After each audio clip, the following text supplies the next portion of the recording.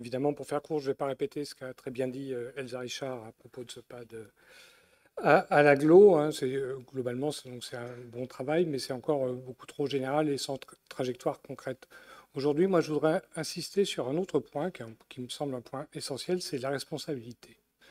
On nous dit souvent que chaque citoyen doit faire sa part, et d'ailleurs, on retrouve ce message dès l'introduction du PAD, et on nous a dit aussi sur d'autres délibérations que la collectivité ne peut agir que sur 20% des émissions de gaz à effet de serre.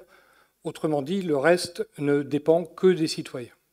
Alors ce discours paraît plein de bon sens, hein, mais il est trompeur, voire un peu pervers, parce qu'il fait peser sur les individus la responsabilité principale du désastre écologique, alors que l'essentiel nous échappe à nous les citoyens. Oui, nous les citoyens devons agir, mais les grands leviers ne sont pas directement entre nos mains. Alors pour ça, je pourrais prendre un exemple, hein, qui est l'exemple de Coca-Cola. C'est une entreprise qui produit 120 milliards de bouteilles plastiques chaque année, 3800 à la seconde, le plus gros pollueur des océans. Avant les années 70, tout était en verre, consigné, mais pour faire des économies, Coca-Cola est passé au plastique. Et ce faisant, elle a transféré la responsabilité de ces déchets, sans demander l'avis de quiconque, sur les consommateurs, mais aussi sur les collectivités. Et voilà le cœur du problème, en fait, c'est que les puissants, hein, multinationales, gouvernements, parfois même des collectivités, organisent le jeu pour n'être jamais vraiment responsables. Pendant ce temps, on culpabilise les citoyens, faites le tri, changez vos ampoules, mangez moins de viande, et eux, les puissants, donc, continuent de produire, d'extraire, de polluer et de s'enrichir. Alors oui, il faut agir, mais pas seulement individuellement, parce que si l'on veut que le jeu change, il faut en fait changer les règles du jeu.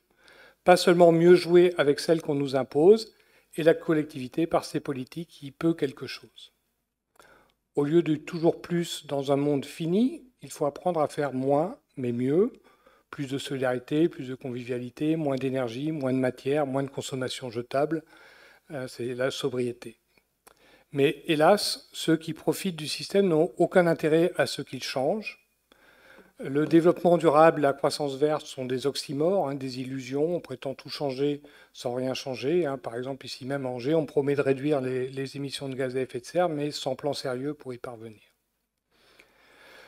Alors que faire D'abord, agir individuellement, oui. Consommer sobrement, questionner ses choix, son travail, ses valeurs, oui. Mais surtout, agir collectivement. Créer un rapport de force avec ceux qui bloquent le changement réel.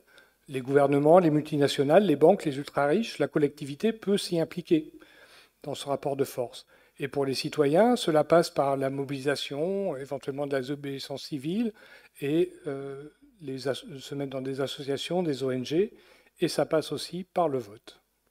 Alors, si nous voulons vraiment changer le jeu, choisissons celles et ceux qui auront le courage de réécrire les règles.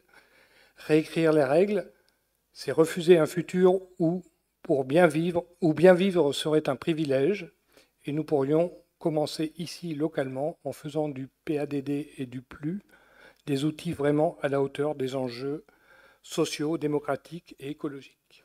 Merci.